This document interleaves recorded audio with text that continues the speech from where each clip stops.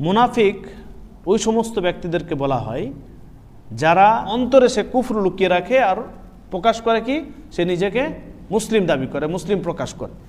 অনেকে আছে যারা কুফরি আকীদায় বিশ্বাস, নিজের অন্তরে কুফর লুকিয়ে রেখেছে, কিন্তু সে ওপরে পাঞ্জাবি টুপি পরে ঘুরে বেড়াচ্ছে, সালাত আদায় করছে, মুসলিমদের সাথেই সব কিছু করছে। তো এরা হচ্ছে ইসলাম থেকে খারেজ মুনাফিক, এরা বড় মুনাফিক।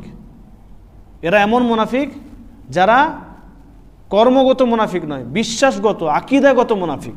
এই আকীদাগত যারা মুনাফিক তারা ইসলাম থেকে খারিজ।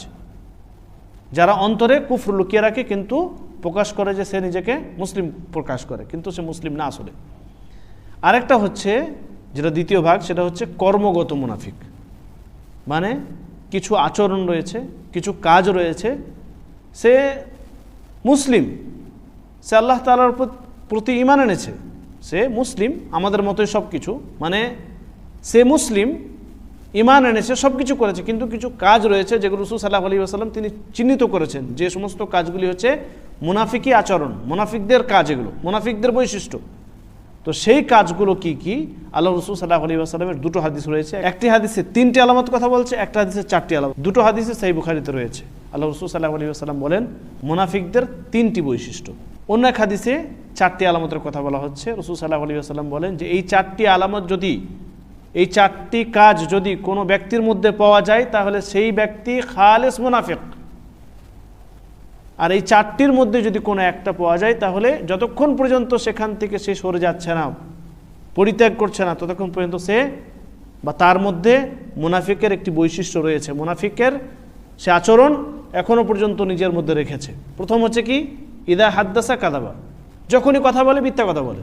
দেখবেন কিছু মানুষ আছে মিথ্যা কথা বলা তার স্বভাব, মানে কথায় কথায় মিথ্যা বলে, কথায় কথায় সে একদম এমনভাবে মিথ্যা সাজিয়ে বলবে দেখে লাগবে সত্যি, কিন্তু মিথ্যা বলছে সে। তো এই যে মুনাফিকদের প্রথম আলামত হচ্ছে যারা কথা বলে মিথ্যা কথা বলে। ওয়াইদা ওয়াদা আখলাফা, ওয়াদা করে কিন্তু সে ওয়াদাটা আদায় করার জন্য ওয়াদা সে পূরণ করবে না, বরং ভঙ্গ করে ওয়াদা। ওয়াইদা তুমিনা খান, এবং আমানত রাখা হলে আমানতের খেয়ানত করে। আর ওয়াইদা খাসমা ফাজারা, যখন এরা ঝগড়া করে, কোনো মানুষের সাথে বিবাদে জড়িত হয়ে যায়, তখন সে অশ্লীল, খারাপ, কুরুচিপূর্ণ বাক্য ব্যবহার করে। তো এই যে 4টি আলামত, এটা হচ্ছে কোনো ব্যক্তির মধ্যে যদি পাওয়া যায় তাহলে সে কর্মগত মুনাফিক। যদিও সে ইসলাম থেকে খারিজ হয়ে যায় না, যদিও সে খালিস মুনাফিক না, কিন্তু মুনাফিকের এগুলো বৈশিষ্ট্য, মুনাফিকের এগুলো আলামত, মুনাফিকের এগুলো আচরণ। কোনো মুসলিমের মধ্যে কোনো একটা আচরণ পাওয়া গেলেও সেও মুনাফিকের আচরণ সে ইখতিয়ার করেছে। এই 4টি যে গুনাহ, এটা তো কবিরা গুনাহ, তাই না?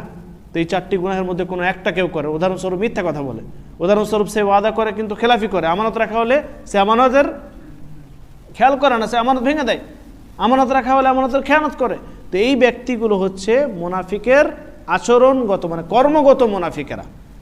ওলামায়ে কেরামগণ বলেন যদি কোনো ব্যক্তির মধ্যে এই 4টি আলামত খালিসভাবে, এই 4টি আলামত সবসময় পাওয়া যায়, একদম তার রক্তে, কর্মে, কাজে, রগে রগে মিশে গেছে এই 4টি হারাম কাজ, তাহলে সেই ব্যক্তি আস্তে আস্তে খালিস মুনাফিক হয়ে যাবে, মানে বড় মুনাফিক হয়ে যাবে, যা ইসলাম থেকে তাকে বার করে দেবে। এই জন্য এ সমস্ত আচরণ যেগুলো কাবিরা গুনাহ, এগুলো থেকে বেঁচে থাকার আমাদেরকে সব সময় চেষ্টা করতে হবে, যাতে করে আমাদের কোনোভাবেই এরকম হারাম কাজ যেগুলো বড় বড় কাবিরা গুনাহ সেগুলোর কাছেই আমরা যেন না যাই। মিথ্যা কথা আমরা কোনো সময় হাসির ছলে হলো মিথ্যা কথা আমরা বলবো না।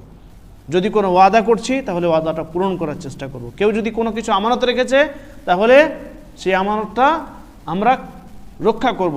এবং যদি কোনো সময় কোনো মানুষের সাথে ঝগড়া হয়ে যায়, বিবাদে আমরা জড়িত হয়ে পড়ি, তাহলেও অশ্লীল ভাষায়, খারাপ ভাষায় কথা বলবো না, গালি গলজ করবো না। ঠিক আছে, কোনো সময় ঝগড়া হতে পারে, মানুষ যখন একসাথে থাকছে, এক রুমে থাকছে, এক জায়গায় থাকছে, তখন একটু আধটু হবেই, ঝগড়া হওয়াটা এটা স্বাভাবিক। কিন্তু ঝগড়া হওয়ার সময় মানে এমন অকথ্য ভাষায় কথা বলা, এমনভাবে কথা বলা, এমনভাবে অশ্লীল ভাষায় গালি দেওয়া, এটা কিন্তু মুমিন ব্যক্তিদের বৈশিষ্ট্য না। ইনশাআল্লাহ আমরা এই সমস্ত বৈশিষ্ট্যগুলো থেকে, এই যে মুনাফিকি আচরণ, এগুলো থেকে আমরা অনেক দূরে থাকার চেষ্টা করব। আল্লাহ তাআলা আমাদের সকলকেই মুমিনদের যে সমস্ত বৈশিষ্ট্য রয়েছে সেই সমস্ত বৈশিষ্ট্যগুলো আমাদের মধ্যে তৈরি করার আমরা যেন মুমিনদের সালেহিনদের বৈশিষ্ট্যগুলো গ্রহণ করতে পারি এবং মুনাফিক কাফের যারা অসৎ ব্যক্তি তাদের যে সমস্ত খারাপ বৈশিষ্ট্য রয়েছে সে সমস্ত বৈশিষ্ট্যগুলো যেন আমরা বর্জন করতে পারি এবং সেগুলো থেকে আমরা দূরে থাকি। আল্লাহ তাআলা আমাদের সকলকে তৌফিক দান করুন, আমিন।